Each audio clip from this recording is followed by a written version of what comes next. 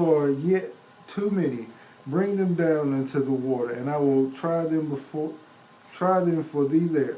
And it shall be that of whom I say unto thee, they shall go with thee, the same shall go with thee, and whomsoever I say unto thee, this shall not go with thee, the same shall not go. Okay, so the Most High said, listen, yeah, all right, we done broke it down some, but it's still too many because I know my people. If I send 12,000 up in there, 10,000 up in there, they'll still say Gideon did it. They'll still say we did it. So I need some more people to lead. So people, I want to be on a shadow of a doubt. Beyond a shadow of a doubt that I did this, says the Most High. Verse 6. Verse 5. So he brought down the people unto the water, and the Lord said unto Gideon, every one that lappeth the water with his tongue, as a dog lappeth, him shall thou set by himself. Likewise, every one that boweth down upon his knees to drink. And the number of them that lapped, putting their hands to their mouths, were 300 men. But all the rest of the people bowed down on their knees to drink water. Verse 7. And the Lord said unto Gideon, by the 300 men that lapped will I save you, and deliver the Midianites into thy hand. And let all them, the people, go every man unto his place. Now, I want you to be honest with me. Okay? I want you to be honest. I want you to think, okay, Most High told you to start a business.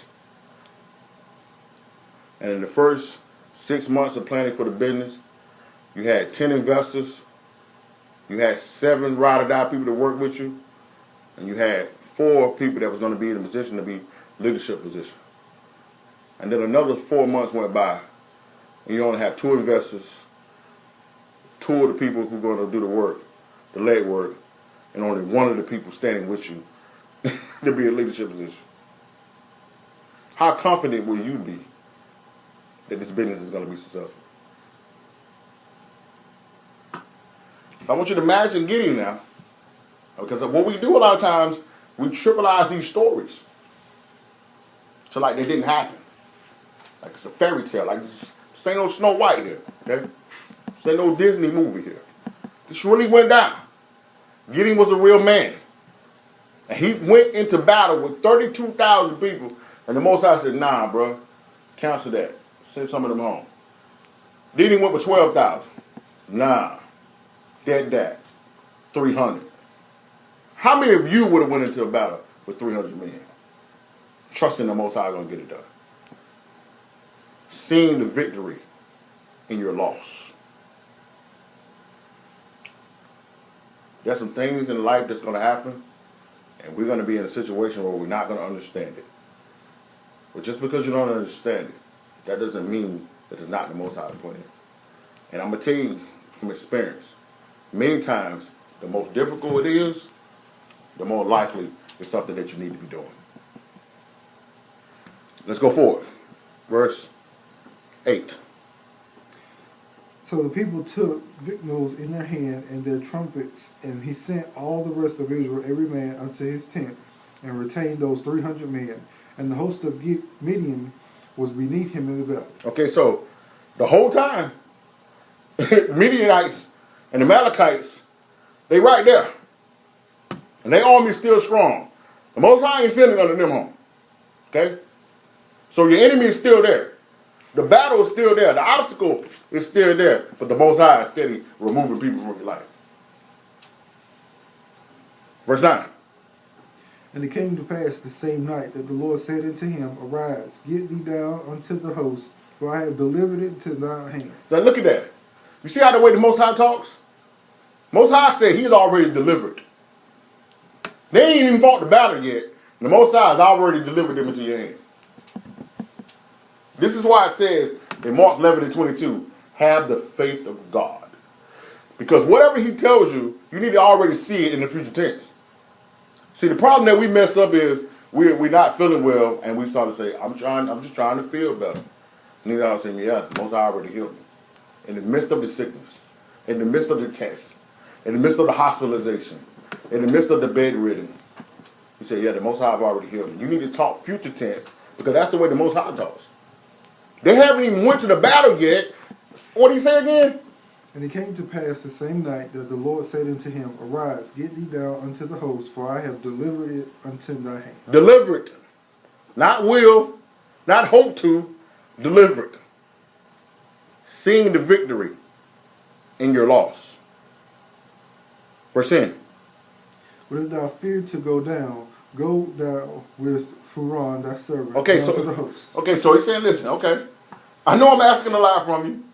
I know I am, okay?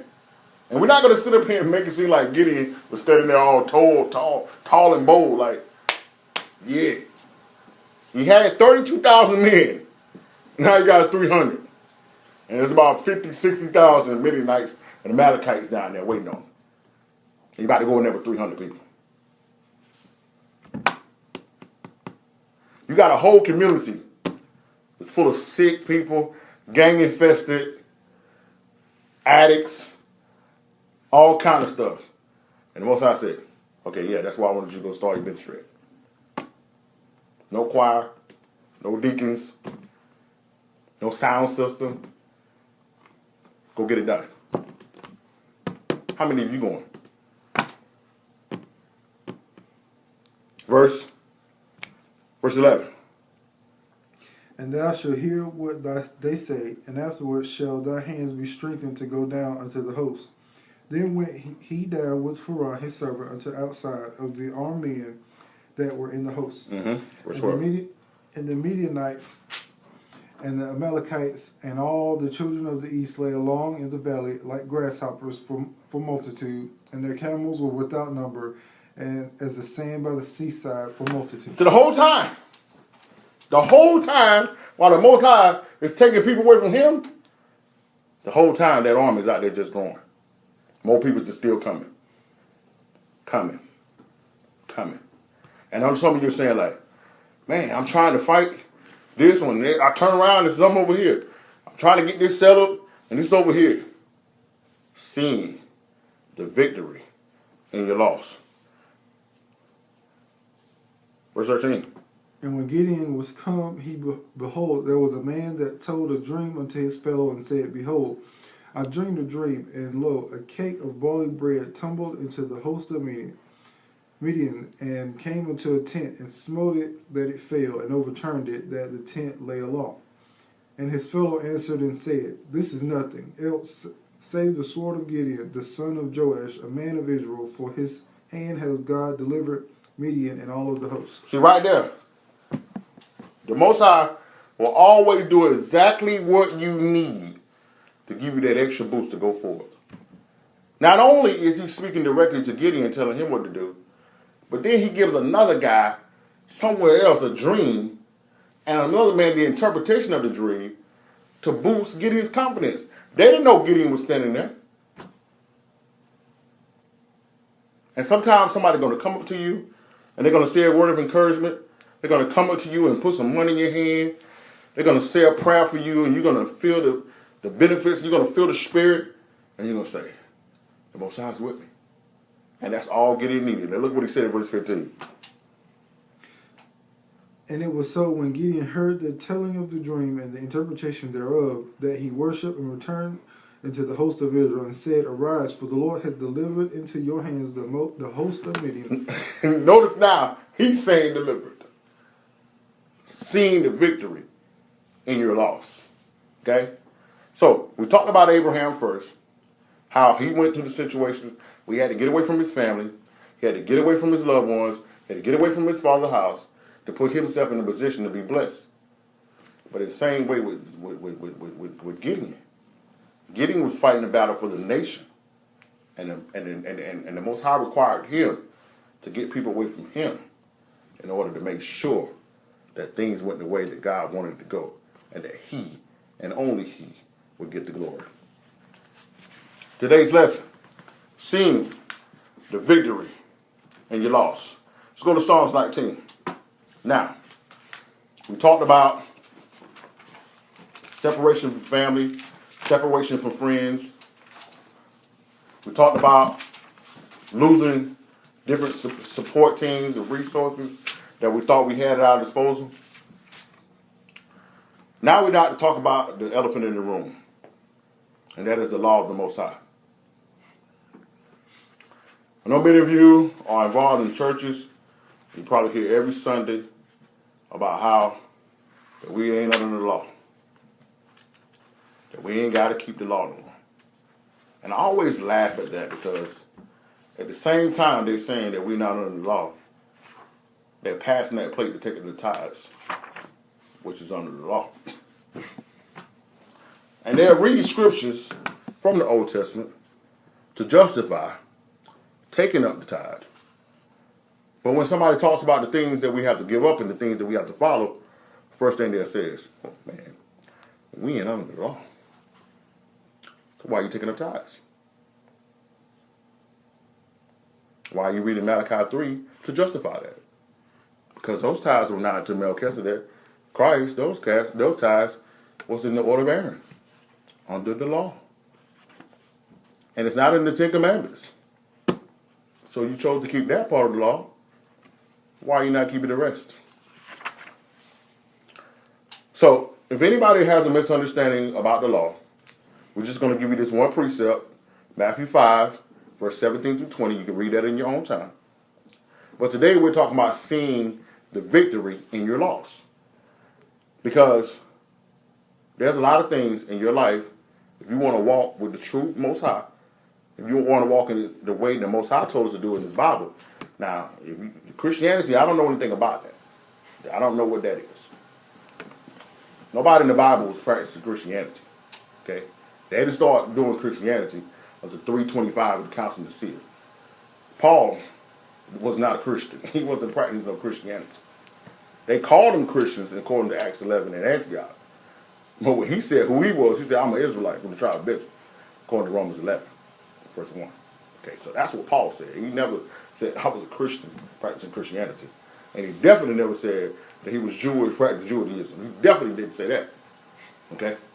First and foremost. So, the number one thing that people all the time talking about, I got to give this up and stop this and not that. And so we wanted to put this in part of the lesson. Because we're talking about seeing the victory in your loss.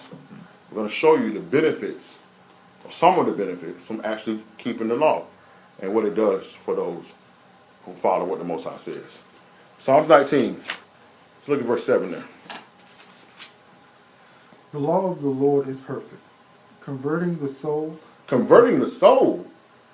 I thought I'd just do that on the morning bench. I thought I'd do that when I'm screaming at the altar, they're screaming in my ear and spitting on me and all that. I thought that converted my soul. Right?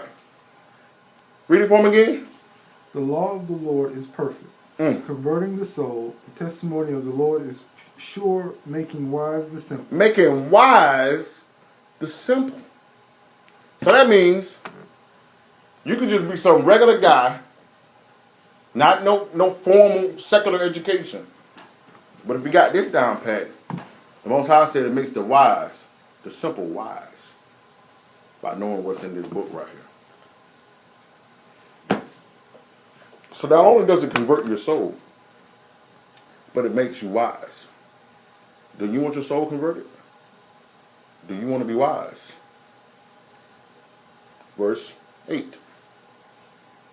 The statutes of the Lord are right, rejoicing the heart. The commandments of the Lord is pure, enlightening the eyes. Enlightening the eyes. So not only does it makes me wise and converts my soul, but it makes me pure. It also makes my heart rejoice because I know for a fact when I'm doing what it says in here that I'm on the Lord's side. But when I'm doing something on the opposite, that's when I make statements like, Lord, if it be your will. Because I don't know. Read that for me again. The statutes of the Lord are right. Are right. And they try to make it seem like you hear these people, these New Testament preachers, these Gentile preachers sit up and say like, man, it was a burden. Lord, I don't know how they dealt with it. Oh God, how they could do it. You know why they say that? Because they was never given to them. Psalm 147, verse 19 to 20 says that the law and statutes and commandments were given to Jacob. Israel have I visited, and no other nation that I visit. This is the reason why they have that mentality when it comes to the law. But because we have this mentality, because we listen to them, we listen to our slave owners who told us that these things are not supposed to do. But when you go into Hosea 4, chapter 4, verse 6, it says, my people are perishing because of lack of knowledge. Who is this people? Us. Because we have rejected knowledge. So we fail as a people by not keeping this. But we think we're going to get back by breaking it?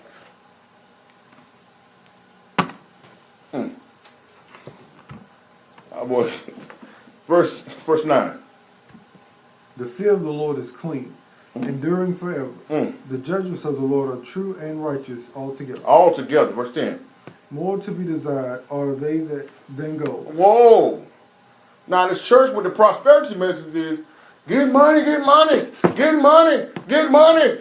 Name it, claim it. Read that for them again. More to be desired are they than gold.